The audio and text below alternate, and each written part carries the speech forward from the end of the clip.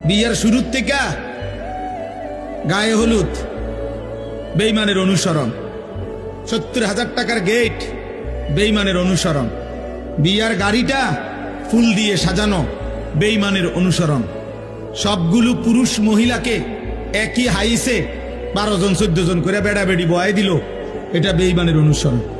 একই প্যান্ডেলের ভিতরে নারী পুরুষ সবাই মিল্লা যে যেদিক দিয়ে পারলো খানা খাইলো, এটা বেঈমানের অনুসরণ।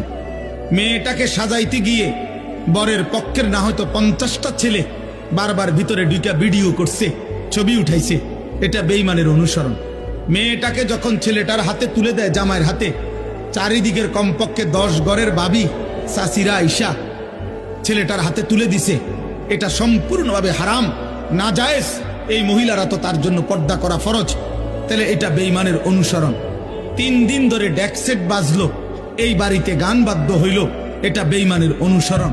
মালিকের এতগুলো নাফরমানি করে এই নাফরমান অভিভাবক এবার একজন হুজুর রে বলতেছে, হুজুর দোয়া কইরা দেন, খাস কইরা আল্লাহ যেন বরকত দেয়।